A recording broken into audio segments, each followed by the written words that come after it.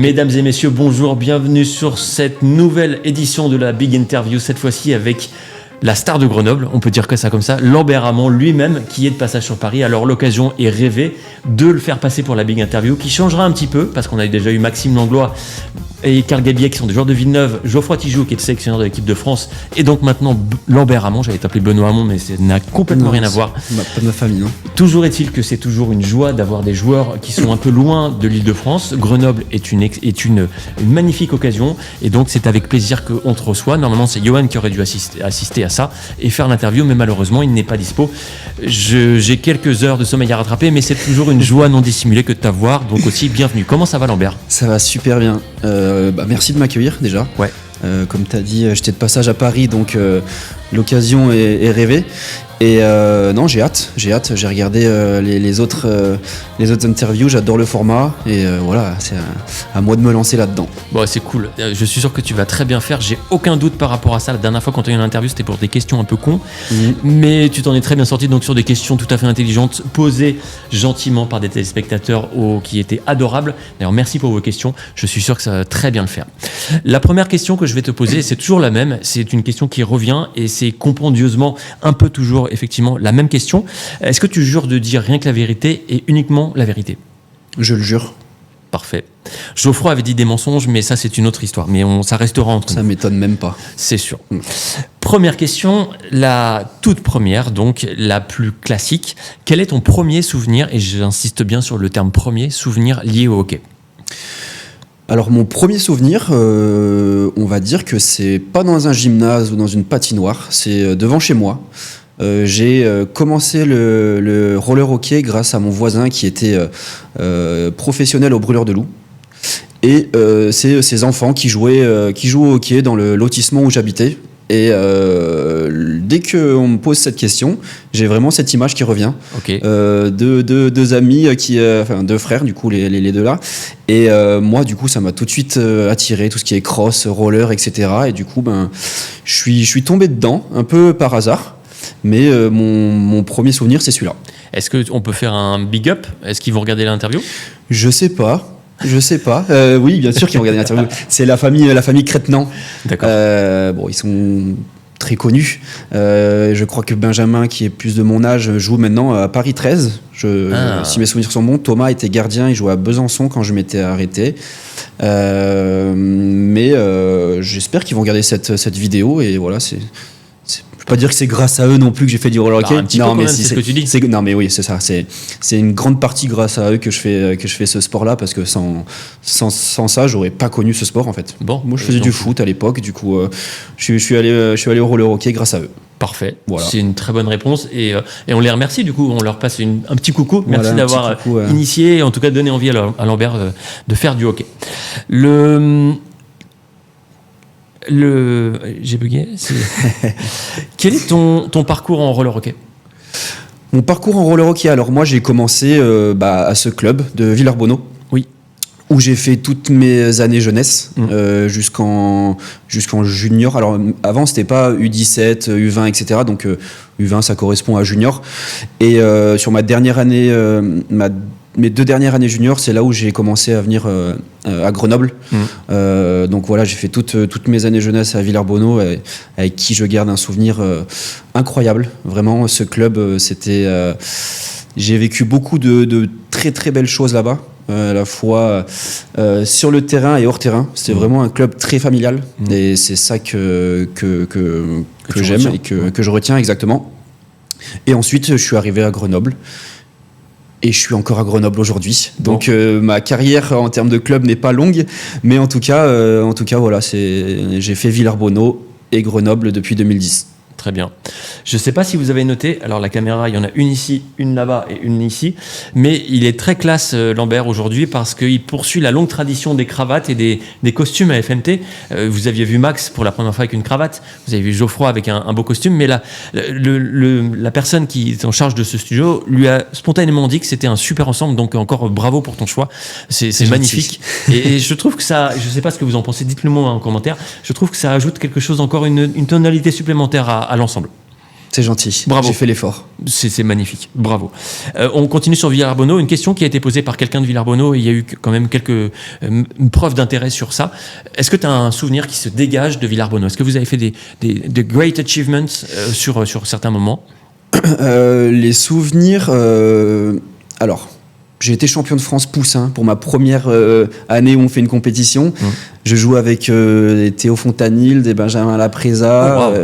Notre entraîneur adjoint était Jérémy Lapreza. Donc c'est un souvenir que j'ai, mais je me souviens pas du moment. C'était en 2002, donc j'avais à peine 10 ans. Mais après, non, c'est moi ce que j'adorais, c'était vraiment partir en déplacement. Je me souviens qu'on louait un bus et il y avait les parents, il y avait les joueurs et on passait des week-ends, on dormait au camping et on faisait les phases finales et choses comme ça. Et c'est vraiment ça que je retiens. C'est vraiment des souvenirs top, au-delà d'avoir un club qui était très très performant. C'est vrai que nos années jeunesse, on performait beaucoup et on était vraiment une belle bande de potes. Donc, tu sais, à cet âge-là, quand tu pars avec tes potes en week-end, tu fais le sport que tu veux et t'as tes proches qui sont là. Tout était réuni pour que ça se passe bien et c'est ce souvenir-là que j'ai, moi. Les Dauphins de Villarbonneau, je me souviens très bien. Exactement. Je les ai pas filmés beaucoup, j'ai le souvenir de les avoir filmés à Garges, fut un temps, je crois que c'était de la N à l'époque. Ouais, peut-être. Ouais, ils ont fait classe, ils sont passés par N3, N2, N1. Il y a eu un peu des yo-yo, on va dire, entre certaines divisions. La question suivante, c'est une question qui revient souvent et j'aime bien la poser. On connaît tous ta carrière et on va y revenir dessus avec notamment les questions des participants. Est-ce que tu as des regrets dans ta carrière de joueur? Est-ce que tu as des choses, tu te dis, j'aurais dû faire ça, ou des choix, ou des choses que tu as ratées? Je dirais pas que j'ai des regrets parce que j'ai jamais voulu que ce sport soit mon métier. Et alors, je vais pas dire qu'il prenne beaucoup de place dans ma vie parce qu'il prend beaucoup de place dans ma vie, mais si je dois rater un entraînement parce que j'ai quelque chose d'important ou même rater un match, voilà, je le fais parce que c'est pas que je dois rien au club, mais quand on s'engage, bien sûr, on est là le plus souvent possible. Mais voilà, moi j'ai toujours voulu avoir un peu ma vie à côté. Je fais beaucoup d'autres choses, beaucoup d'autres sports. Et j'ai besoin de faire ces autres sports pour garder cette flamme pour le roller hockey. Donc non, j'ai pas de regrets. Après, j'aurais aimé peut-être être un peu plus bosseur. C'est vrai que je suis pas quelqu'un qui se fait beaucoup mal. Non, mais je le dis. Mais après, je pense que c'est, je sais plus qui avait dit ça dans une interview, a dit peut-être que si j'étais allé 2 heures par jour à la salle, j'aurais été meilleur, ça c'est sûr. Mais est-ce que j'aurais été aussi longtemps en haut niveau? Oui. Voilà. Oui. Donc c'est une vraie question. Voilà, moi c'est pas un regret, c'est une question que je me suis posée et qu'on m'a posée aussi quand j'étais en équipe de France, etc. Parce que il y en a et c'est grand respect à eux qui arrivent à le faire. Sur la longévité. Sur la longévité et faire du sport à la salle pour éviter les blessures. Alors Dieu merci, j'ai jamais eu de grosses blessures qui m'ont éloigné des terrains. Donc voilà, je touche du bois. Mais en tout cas, voilà, c'est pas un regret, mais si j'avais dû changer quelque chose, être un peu plus bosseur pour être plus performant. Voilà. Mais c'est ça qui me fait que peut-être que je joue encore aujourd'hui et que j'ai pas un trop plein de hockey. Tu prends du plaisir encore à le faire. Et que je prends du plaisir, exactement. On en parlait juste un peu avant l'interview. Tu penses que ça peut motiver, si le roller hockey français était dans une situation un peu différente, un peu à l'instar de ce qui se fait en hockey sur glace, c'est-à-dire que les joueurs étaient payés entre 1000, 2000, 3000 euros, tu penses que ça pourrait changer complètement la face du roller hockey? Je pense que ça pourrait changer beaucoup de choses, ne serait-ce que pour les infrastructures, etc. On reste quand même un sport amateur haut niveau. Enfin, j'aime bien dire ça parce qu'on n'est pas un sport pro. Mais oui, je pense que ça changerait pas mal de choses. Ça ferait peut-être plus de joueurs rester 100% au roller hockey, si on leur garantit un salaire, etc. Après, il faut garder les pieds sur terre et penser à l'après-hockey, qui est très très important, parce qu'on ne fait pas du hockey jusqu'à 70 ans. Et avoir des études et un métier en plus du roller hockey, pour moi, c'est le meilleur combo, quoi. Voilà. Mais oui, bien sûr que s'il y avait un peu plus d'argent dans ce sport, je pense que ça amènerait plus de personnes à vouloir en faire leur métier peut-être. Complètement. Une question là qui vient spontanément et qui n'était pas prévue, donc c'est toujours une petite question piège. Si tu avais une baguette magique, tu ferais quoi pour changer le roller hockey, pour le faire évoluer vers des meilleurs cieux et des meilleurs horizons? Baguette magique pour changer. Moi, je parle toujours j'aimerais que toutes les salles aient la même taille et le même sol et des balustrades dignes de ce nom, voilà. Et que dans cette salle, les gars puissent poser leurs affaires, salle de muscu, terrain de paddle. Non, mais en gros, voilà, c'est juste professionnaliser ce sport. Pour moi, ça passe par là. Oui. Mais avoir une baguette magique, ouais, c'est. Bah, tu as répondu. J'y ai répondu. Voilà. J'espère que ça te convient. Ça me convient très bien. De toute façon, ça me convient très bien d'être là avec toi aujourd'hui. Donc, toutes tes réponses, je les bois comme du petit lait. Ça m'intéresse beaucoup. Je m'aperçois que là, c'est la première fois qu'on a le plan sur les chaussures. Donc, tu as bien fait d'avoir des belles chaussures. Mes chaussures sont absolument odieuses et je n'en tenais pas rigueur, surtout. Sans transition aucune, on est toujours dans la première partie. Lambert Hamon, les questions primordiales. Tu joues pour Grenoble. Quel est ton avis sur la saison actuelle de Grenoble ? J'ai un avis très positif de par ma position où je suis capitaine depuis cette année, chose que je n'avais jamais connue, que ce soit en équipe de France, je l'ai été dans mes années jeunesse, mais on n'a pas le même rôle quand on a 17 ans que quand on a 33. Mais j'adore l'équipe avec qui je joue, vraiment. On est une équipe 100% française. Et tu vois venir la question. Oui, je la vois venir. Mais en gros, j'ai un très positif sur ce premier début de saison. On perd des matchs contre ceux d'au-dessus. On perd 3-2 contre Rethel et 3-2 contre Villeneuve. On va gagner à Vierzon. Donc voilà. On a un match notre match en retard contre Caen qui va être très important pour le top 4, on va dire. Mais en tout cas, non, je suis très content. On fait vraiment avec les moyens du bord parce qu'on n'a pas d'entraîneur ni de coach. Donc, on est plusieurs cadres dans l'équipe qui prenons des décisions sur quel gardien va jouer, quelle ligne, etc. Donc, c'est prenant d'être capitaine et de faire partie de ce groupe qui prend les choix. Et j'espère que la fin de saison va se passer comme elle a commencé.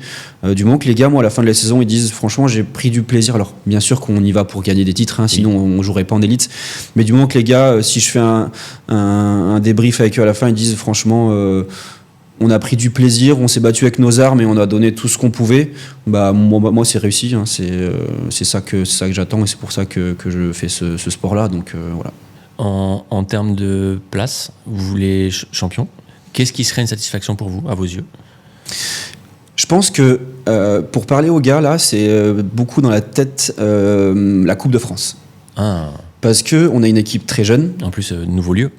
Exactement. Qui donne envie. On s'est qualifié samedi là pour les quarts de finale. Donc il nous reste un step pour aller à Paris. Vous avez déjà le nom du... Non, pas encore. Je sais pas quand est le tirage au sort. Mais dans la tête de beaucoup, c'est beaucoup la Coupe de France qui revient parce qu'ils l'ont pas vécu ou ils l'ont vécu dans les tribunes. Bien sûr. Et c'est vrai, pour l'avoir joué, pour l'avoir gagné 2 années d'affilée, c'est un moment magnifique. Voilà, on peut dire ce qu'on veut. Le complexe est vraiment incroyable, l'ambiance et de voir tous les gens du roller hockey, c'est top. Donc là, je pense que dans leur tête, c'est Coupe de France, et après, on verra pour le championnat. Il reste des élites, il reste des N1 ? Non, il n'y a que des élites maintenant. Je crois qu'il n'y a que des élites. Ouais. Ok.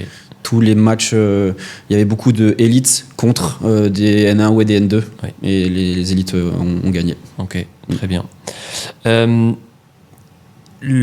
c'est une chose. On a parlé de Grenoble, on a parlé de la Coupe de France, des objectifs du championnat. Il y a un autre pan de ta carrière qui revient et les questions s'orientaient aussi dans ce sens-là, notamment un que j'ai interviewé en premier. Quel est ton parcours en équipe de France ? Mon parcours, alors j'ai fait 2 championnats du monde de junior, voilà, à Düsseldorf et à Roccaraso. Et après, de 2013 à 2023, j'étais en 2022 ou 2023, je ne sais même plus, fin 2022 je crois, j'ai été en équipe de France senior. Voilà. Il y a une année où j'avais pas été sélectionné, c'était en 2015. Et pour l'Argentine, c'était Rosario, t'as loupé? ouais, Rosario. Ouais, exactement. Rosario, j'y étais pas. Et après, j'ai fait 3 World Games et les championnats du monde. Qu'est-ce qu'on retient de ta participation? Est-ce qu'il y a des choses qui ont popé, qui stand up par rapport au tout reste? World Games, c'est un truc à part? World Games, c'est une compétition à part. Juste le fait d'être avec tous les autres sportifs, pas que français. Je vais prendre l'exemple du dernier là qu'on avait fait aux États-Unis. On était dans une université. Donc voilà, on était tous les sportifs au self, il y avait tout le monde, tous les sports, et c'est tellement enrichissant de parler de leur sport, de leur compète, quand est-ce qu'ils vont jouer, et puis on essaie d'aller voir les sports aussi autres que le nôtre. Donc franchement, les World Games, c'est une expérience tellement incroyable que d'en avoir fait 3, je me rends compte avec du recul la chance que j'ai eue de le faire. Est-ce que tu te souviens de Toulouse 2014? Vaguement, ouais. Vaguement. C'est pas quelque chose qui nous a marqué, parce que nous, on était contents d'être avec vous. Si, ça nous a marqué, et c'est peut-être... et bizarrement, c'est après 2014 que l'équipe de France a retrouvé un beau visage, mine de rien, avec l'arrivée de Geoffroy, qui a fait énormément de bien à l'équipe de France. Faut dire ce qui est. Hein. Geoffroy, si tu nous regardes, Lambert, regarde la caméra, passe un big up à Geoffroy, et moi, je passe un big up à Geoffroy aussi. Je te passe un big up alors, Geoffroy. Mais oui, 2014, forcément, premier championnat du monde en France. On se perd, on se fait rétrograder. Dur à encaisser, parce que t'as tes proches qui sont là, qui t'ont jamais vu jouer en équipe de France. On n'a pas non plus pris des branlées, je pense. C'est l'Italie. Voilà, c'est l'Italie, ouais. T'es content, toi? J'aimais bien Antinori, donc Antinori était content. Ok. Moi, j'étais. Moi, tu sais, derrière la caméra, en fait, tu supportes personne. C'est bien ça qui doit changer, Lionel. T'es français, hein? Je t'ai vu avec ton casque de l'Italie d'ailleurs, faut qu'on en parle là. Mais moi je supporte l'Italie depuis que je suis tout petit. Moi je supporte pas la France. Allez, je te laisse là.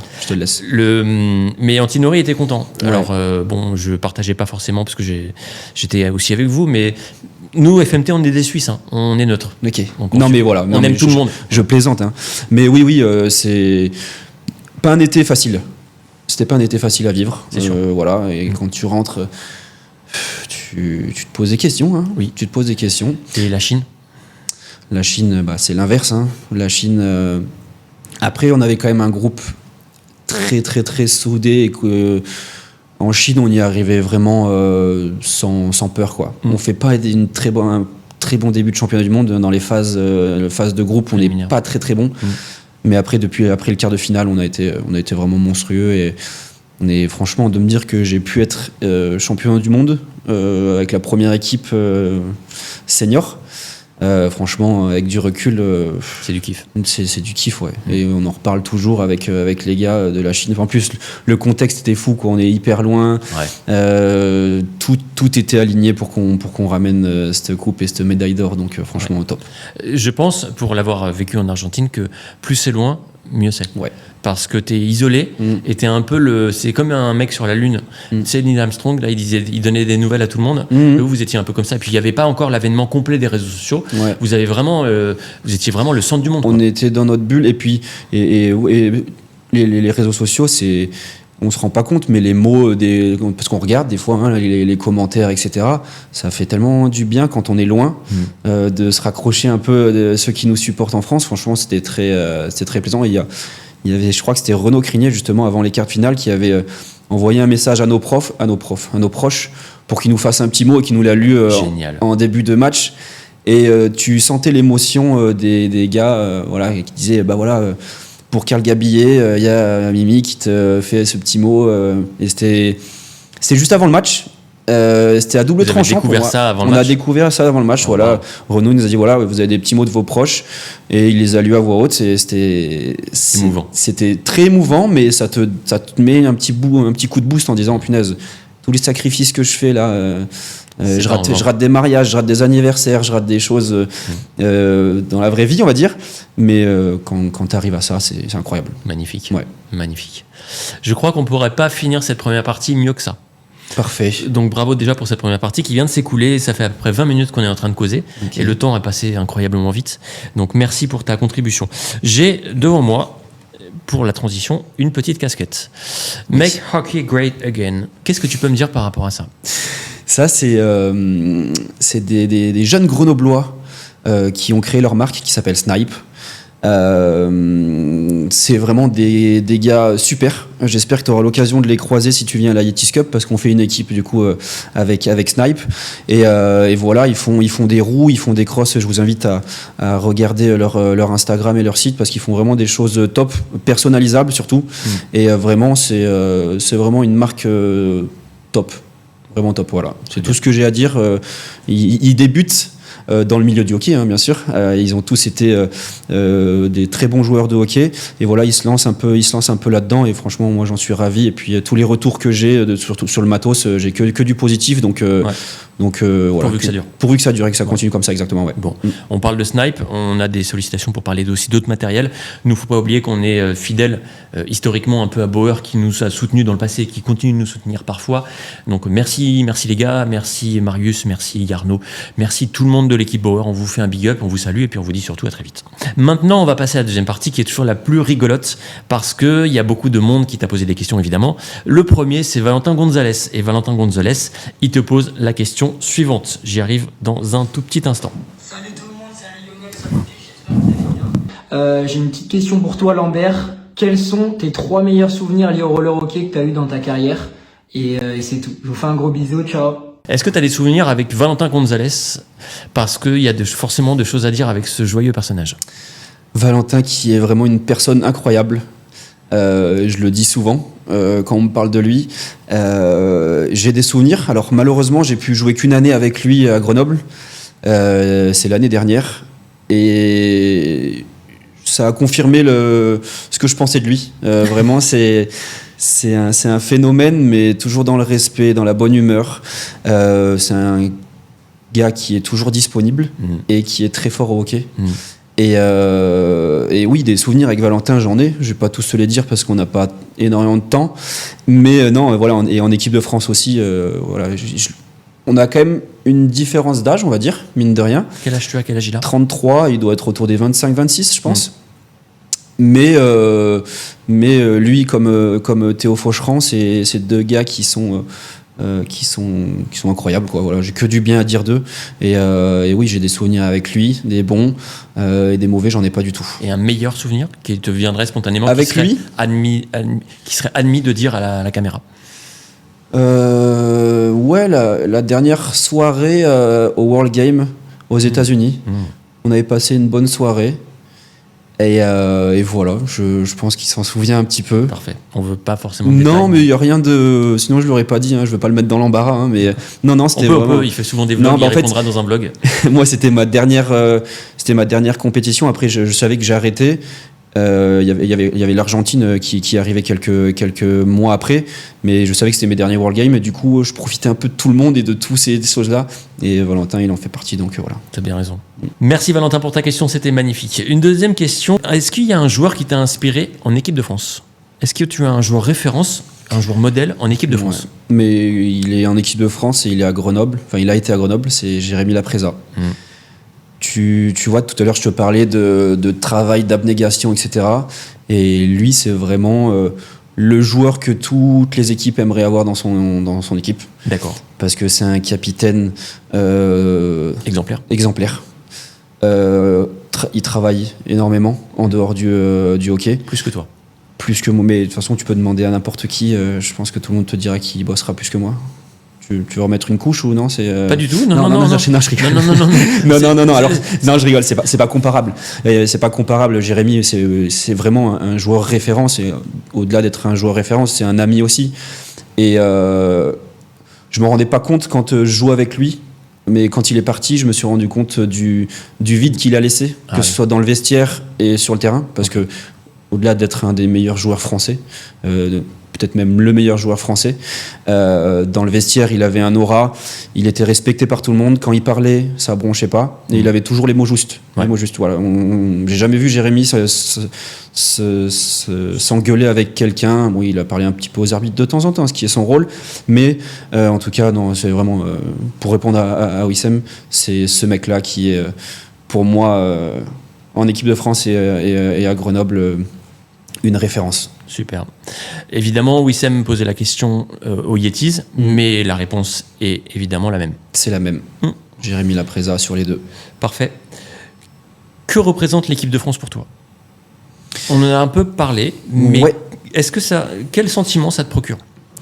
Moi, c'était un rêve. Hein. Depuis que je me suis mis dans ce club et que j'ai goûté un peu au sport de haut niveau, j'avais en tête, c'était que l'équipe de France. Je faisais tout pour être bon le week-end pour jouer en équipe de France, en stage pour être prêt, etc. Mais moi, c'est juste de représenter mon pays. Vraiment, et de jouer avec les meilleurs joueurs français.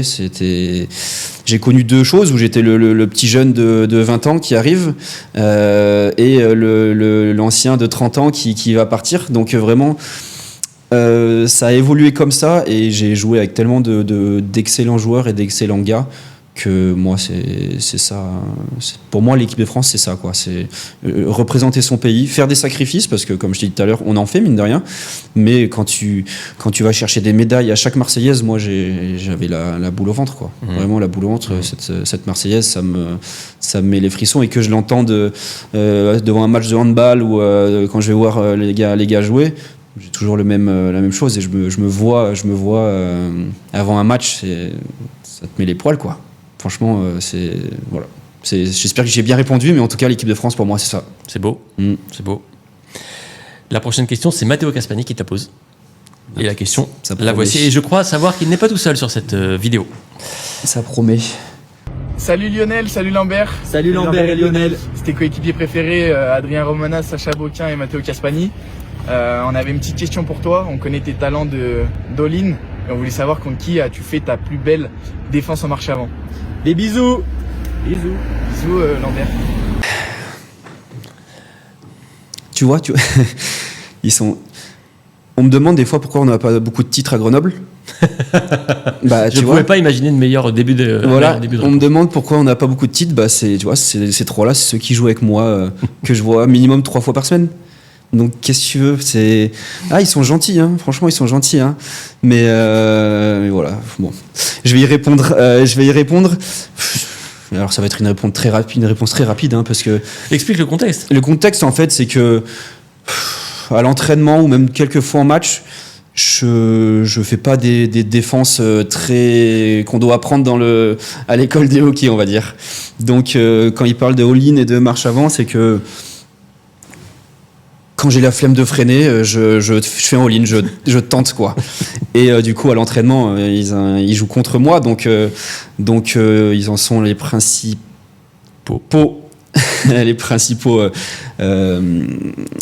les principaux joueurs concernés. Mais non, la plus belle, j'en ai une en tête contre Rethel, où je rentrais d'Australie, c'était mon premier match après en rentrant d'Australie. Et je sais pas, il doit rester peut-être 1 minute de jeu, on perd 4-3, et je me souviens. Pareil, là j'étais en fin de shift, je vois que le joueur est un peu... C'est qui ? C'était en face. Rethel, ouais. Et c'était Jimmy Lefranc, le joueur, je me souviens. Okay. Et j'ai fait une marche avant, mais normalement on doit pas faire ça. Et du coup ça l'a un peu surpris, et je marque après, et puis on va gagner au penalty. C'est la seule que j'ai en tête, parce que c'est la seule qui a dû marcher en match, je pense. J'étais pas là, moi. Je sais C'est pas là quand vous avez battu Rethel, Grenoble ? Un match incroyable où... on perdait, je crois, 4-1, on revient à 4-4 et on gagne au penalty après. Mais ça devait être en 2016, moi, si je dis pas de bêtises. Peut-être. Mais voilà, s'il faut leur répondre à leurs questions à ces 3 jeunes, Rethel, voilà. Mais concentrez-vous sur votre jeu, les gars, plutôt que m'envoyer des vidéos. Attends, il y a fait un appel à questions, ils ont saisi l'occasion au bon. Non, mais c'est des gars qui sont très gentils. Très bien. Une autre question, toujours un coéquipier de Grenoble, Théo Faucherand, oui. Qui te la pose. Et la voici. Alors pardon, il y a ça aussi entre des questions et des photos de bébés, mais on y arrive. Salut mon biche, petite question pour toi. Si on devait faire un classement des meilleurs joueurs de roller hockey français, tu penses que tu serais placé à quelle position? Allez, bisous le sang. Toujours propre, hein, toujours propre sur lui, la barbe bien taillée. Top. M'impressionne. Me placer? Ouais, mais ça c'est horrible. Bah oui, mais c'est aussi la but de la question. Et tu dois dire toute la vérité et rien que la vérité. Je me mets en France, hein, il a dit. Ouais. France. Ouais, je me mets dans le top 50, je pense. Ah, c'est bien. Ouais, top 50. Bon, j'ai quand même fait quasi 13 ans en équipe de France. Mais à 50, il y en a des joueurs devant encore. Hein. Ouais, mais pas plus. Top 20. Non.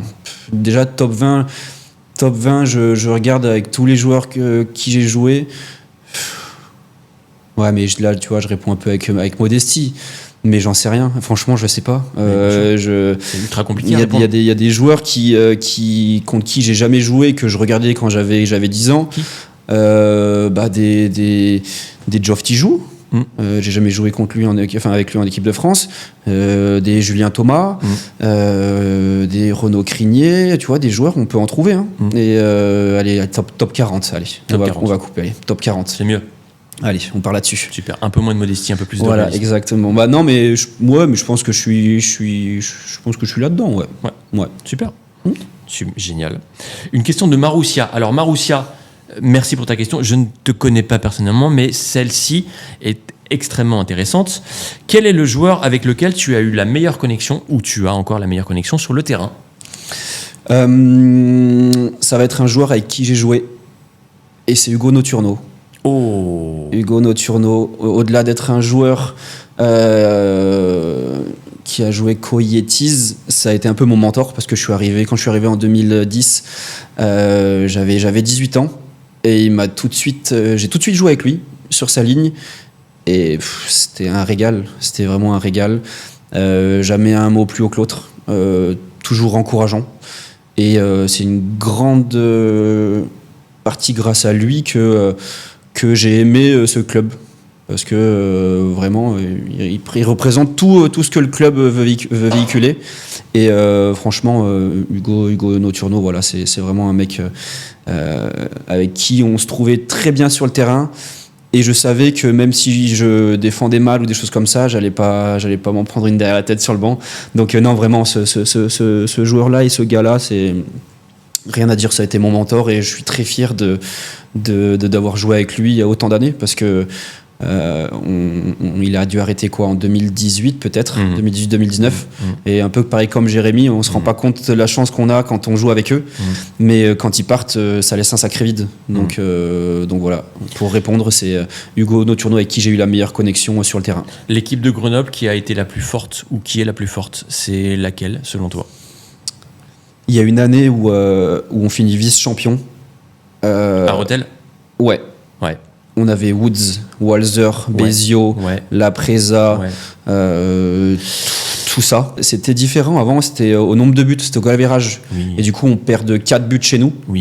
Et on gagne de 3 chez eux. Et du coup, on fait un peu le tout pour le tout à la fin.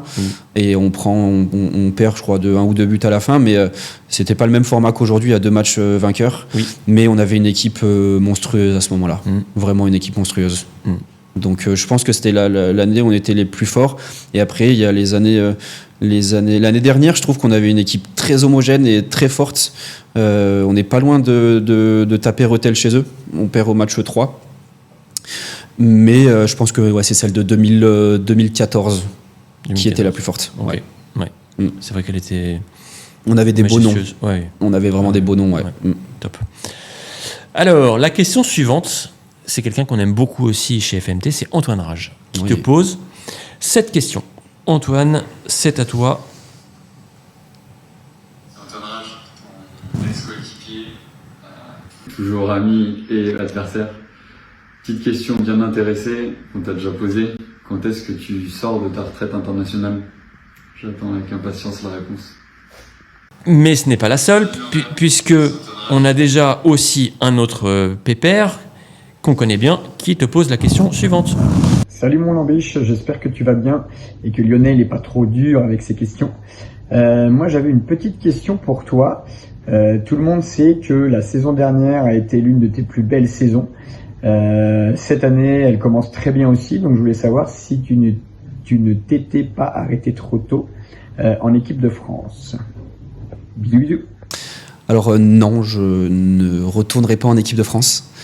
C'est une position qui est nette. Ouais. Oui, c'est net et je suis en raccord avec ça depuis le début.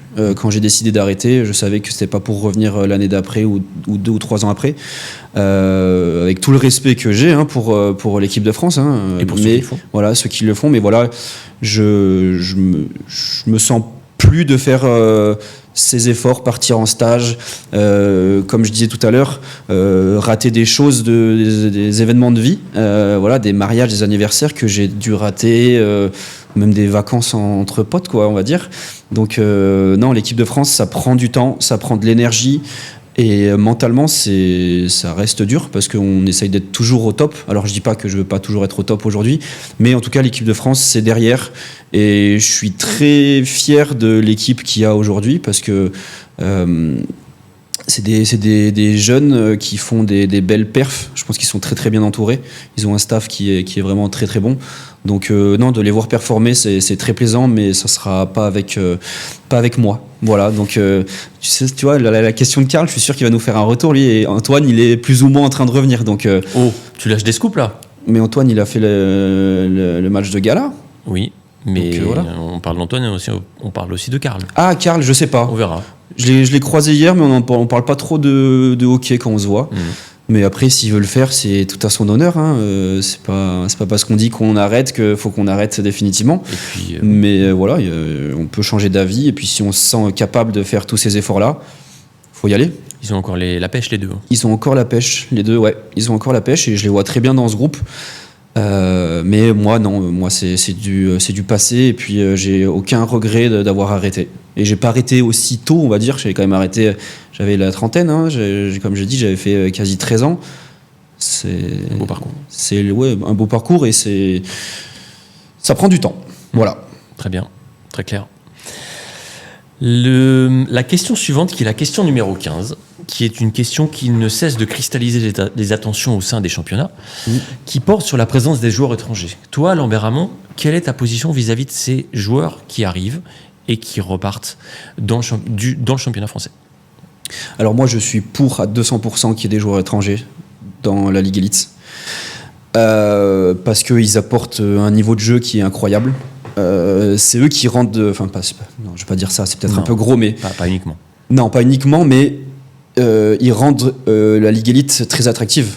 Mine de rien, parce que c'est des gars qui savent jouer au hockey, souvent qui sont très respectueux en plus, et je suis pour ceux qui jouent toute la saison avec leur équipe. Voilà. On avait déjà eu ce débat des étrangers qui viennent pour un match et qui repartent. J'ai déjà donné mon avis. Voilà, pour moi, c'est pas la bonne formule. Et s'il y a des équipes qui peuvent se le permettre, tant mieux pour eux. Pour elle, mais moi je suis pour les étrangers dans la Ligue Elite, ouais, ça c'est sûr. Ça complète bien les très bons Français qu'il y a et ça fait des très très belles équipes ensuite. C'est ce qu'on disait tout à l'heure, 2014 avec une équipe de Grenoble qui était oui. monstrueuse. Moi j'ai eu la chance de jouer avec des étrangers. C'est qui le plus fort avec lequel tu as joué? Moi je dirais Thomas Woods. Un Di Martino, il est pas resté longtemps.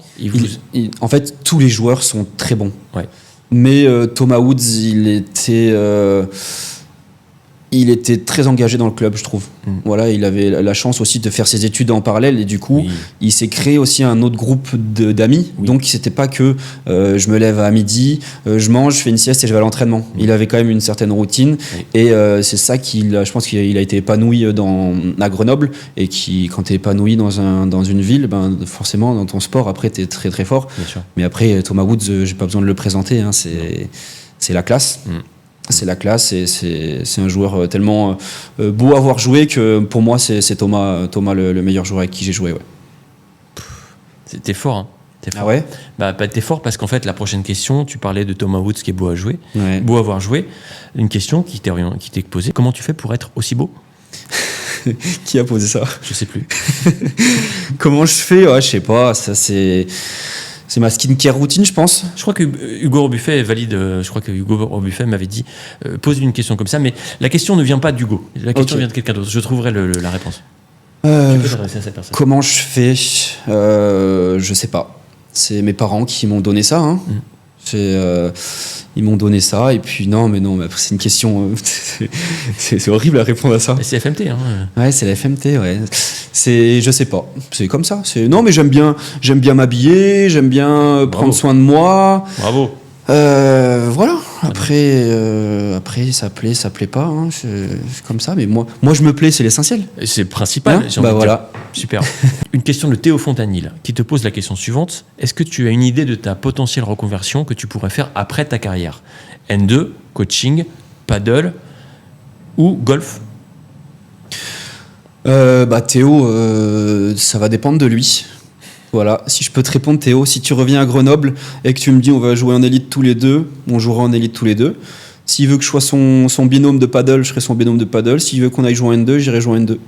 S'il revient à Grenoble, je le suis. Voilà. Alors il est pas trop golf, je crois, mais je peux mettre ça de côté pour mon meilleur pote quand même. Mais je me vois pas en coaching, par contre. Je me vois pas en coaching parce que t'as tous les mauvais côtés. Tu pars quand même en déplacement le week-end. Tu es là aux entraînements, et moi ce que j'aime c'est jouer, pas coacher, donc coaching, je suis quasi sûr que j'irai pas vers ce chemin-là. Si jamais tu es coach un jour, les Galactiques ressortiront cette séquence et te diront attention, tu avais dit en janvier 2026 que tu ne serais pas coach. Ok, mais oui, les Galactiques, il n'y a pas de souci. J'aime beaucoup d'ailleurs leur contenu, hein, si on peut en parler. Il faut le prendre avec dérision. Légèreté, exactement. Chose que des gens ne le font pas, mais je les encourage à le faire parce que c'est marrant, quoi. Alors c'est sûr quand c'est nous la cible, c'est un peu moins marrant, mais en tout cas, il faut prendre ça avec légèreté et puis qui continue à nous faire rire en tout cas. Très bien. Bon, c'est noté pour la reconversion en entraîneur. Voilà, tout dépendra de Théo en fait. C'est lui qui a posé la question, tout dépendra de lui. Super. Une autre question qui est de Pierre Cathenot, qui est quelqu'un qu'on apprécie beaucoup, qui nous aide beaucoup à FMT et avec lequel j'ai joué avec Yoann Chabé. Quel moment a changé ta vision entre un simple joueur et un joueur international? Est-ce qu'il y a eu un déclic? Est-ce que tu t'es dit un jour... Moi, je me souviens très bien, je jouais en N3, j'ai fait des entraînements en N2, et un jour, un mec m'a dit « t'as des shoots niveau N2 ». Et je me suis dit « Ah, peut-être ». Est-ce qu'il y a des choses comme ça qui t'ont dit Je pense que c'est les premières sélections, parce que moi, vraiment, quand j'étais jeune, alors je le suis encore un peu, j'ai tendance à être un peu nonchalant. Et quand j'étais jeune, c'était pire, quoi. C'était 2 fois pire. Donc, j'étais pas non plus le plus investi dans ce sport. Et quand, tu sais, en jeunesse, tu fais des sélections, tu sais, avec Rhône-Alpes, et tu joues contre PACA, etc. Et c'est un peu à ce moment-là où j'ai eu le goût pour la compétition.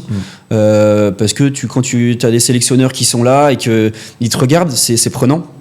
C'est très, très prenant. Et du coup, c'est vraiment à ce moment-là où j'ai eu ce déclic. Et ce que j'adorais sur les premières sélections en stage, c'est que tu reçois une lettre chez toi. C'est plus aujourd'hui des mails. Et tu t'attendais devant ta boîte aux lettres. Et quand tu voyais un petit FFRS, là, tu disais, oh punaise, c'est bon, je suis pris pour le prochain stage. Et t'appelais tes potes, t'as reçu la lettre. Mais sauf que des fois, il y a des décalages, tu sais, parce que personne n'est livré au même moment.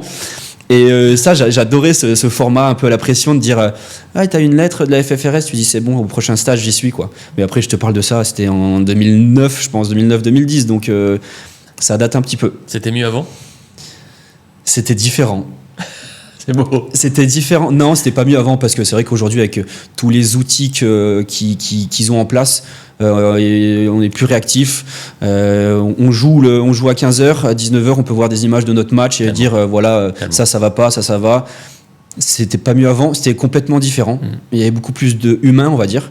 Mais la technologie, on la garde. On la garde, ouais. Super. Alors, une autre question, on arrive bientôt à la fin. Tanguy Shannon, je connais pas ton prénom. C'est mon frère. C'est ton frère, Tanguy Shannon. Tanguy et Shannon, c'est le nom d'un bar. Mais entre Karl Gabillet et la Presa, qui est le meilleur? Entre Karl Gabillet, waouh. C'est 2 amis là, j'ai pas envie de perdre un ami, Lionel. Tu sais, un choix, c'est un. Mais renoncement. Jérémy Lapreza. Non, le gars il répond direct. C'est bon, coupé. Allez, coupé. Non, mais voilà, Coupé. mais Top. comme je t'ai dit, je t'ai tellement vendu Jérémy avant que. Parfait. Mais Karl, c'est un buteur hors norme et c'est un très très bon gars aussi. Mais j'adore tellement Jérémy Lapreza que je vais dire Jérémy. Tu pourras me demander n'importe qui, je te dirai Jérémy Lapreza. Donc voilà. C'est bien noté. Avant-dernière, ou plutôt avant-avant-dernière question, combinée entre Johan Karkov qui te pose la question suivante et Steven qui te pose une autre question. Pourquoi as-tu toujours joué à Grenoble? Que représentent les Yetis pour toi? Et de l'autre côté, as-tu déjà eu des pistes pour jouer à l'étranger? Et si oui, pourquoi n'y es-tu pas allé? Alors, je vais répondre à Joe Kerkhoff déjà. Pourquoi les Yetis? Parce que j'ai toujours eu toute ma vie à Grenoble. C'est un club que j'ai dans mon cœur. On joue dans la plus belle salle de France pour moi. Il y a toujours du monde dans les tribunes. On a toutes les équipes jeunesse qui performent. Donc moi vraiment ce club, je me voyais pas jouer ailleurs. J'aurais pu aller jouer ailleurs en France un peu plus jeune, mais j'ai jamais donné suite parce que voilà, j'ai fait mes études à Grenoble, j'ai mon travail à Grenoble, j'ai mes proches à Grenoble, mes amis, voilà, tout mon cercle proche il est à Grenoble, donc je me voyais pas aller jouer ailleurs et j'avais pas envie d'être payé pour jouer au roller hockey. Donc voilà, Grenoble ça représente une grosse partie de ma vie. Et ça continuera. Et ça va continuer un petit peu, ouais. Mais en tout cas, non, moi je suis très fier d'avoir porté qu'un maillot. C'est pas dénigrant pour ceux qui ont fait plusieurs clubs, hein. Ça, c'est tout à leur honneur s'ils pouvaient se le permettre. Mais moi, de me dire que j'ai commencé à 18 ans à Grenoble et que je finirai à l'âge où je finirai à Grenoble, bah, ça sera une certaine fierté pour moi, vraiment. Super. Donc ouais. Pas de pistes à l'étranger. Des pistes à l'étranger. À l'étranger, c'est assez récent mine de rien qu'on voit des joueurs français aller jouer à l'étranger. C'est un peu Maxime Langlois et Marius Godano qui ont, de par leur passage en Espagne, qui ont peut-être donné des idées à certains joueurs. Et bah, c'est cool. Ça doit être une bonne expérience, voilà.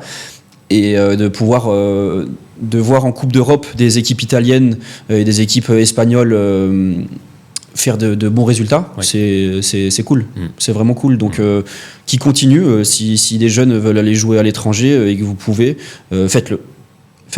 Parfait, voilà, super.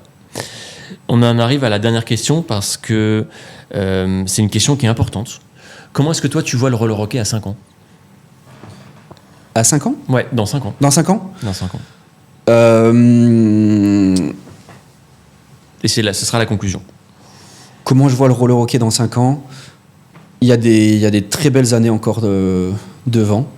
On parlait des étrangers, j'espère que les étrangers se manifesteront aussi à jouer en Ligue Élite. Mais il faut que les jeunes Français y poussent. Il faut que les jeunes Français y poussent et qu'ils soient motivés. Je vais encore prendre le même exemple, tu vois, Théo Faucheran qui est un des meilleurs joueurs français à l'heure actuelle, bah il a pris une autre direction, quoi. Après il se dit bah moi je m'y retrouve plus dans ce sport, j'ai besoin de voir d'autres choses. Bah il a bien raison parce que le roller hockey ça prend du temps et puis et si lui dans sa tête il se dit punaise j'ai envie de voir d'autres choses plutôt que de passer mes samedis dans un gymnase, c'est tout à son honneur. Mais moi je pense qu'il y a des très très belles années devant. Tu veux dire que l'enjeu ça va être de conserver et de former de plus en plus de jeunes de talent. Ouais. Moi je vais encore parler de Grenoble, mais quand je vois que nos U20 ils sont toujours finalistes, champions, etc., je sais que le club de Grenoble il est tranquille pour quelques années. Oui. Alors récupérer des petits joueurs à gauche à droite, il faut aussi, parce que les faire monter. Voilà, les faire monter, et puis même des joueurs des clubs d'à côté, quoi. C'est vrai qu'en région Rhône-Alpes on a quand même pas mal de clubs de roller hockey et des très bons jeunes.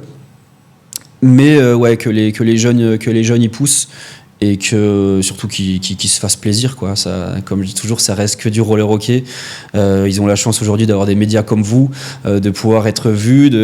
Donc moi je suis serein sur le roller hockey français. Je le verrai peut-être quand je jouerai à un autre niveau plus tard, mais en tout cas ça va bien se passer sur les années qui arrivent.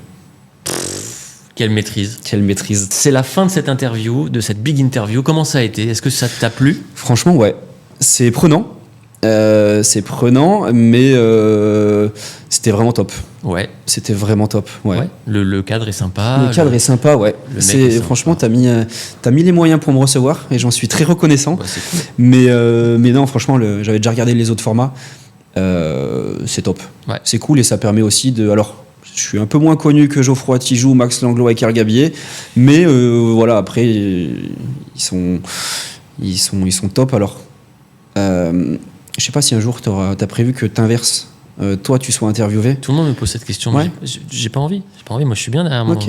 C'est un rôle un peu de confort. Tu sais. Déjà, ça va être compliqué de trouver quelqu'un qui te pose des questions, parce que Karl Gabier, au bout de 2 questions, je pense qu'il va bafouiller.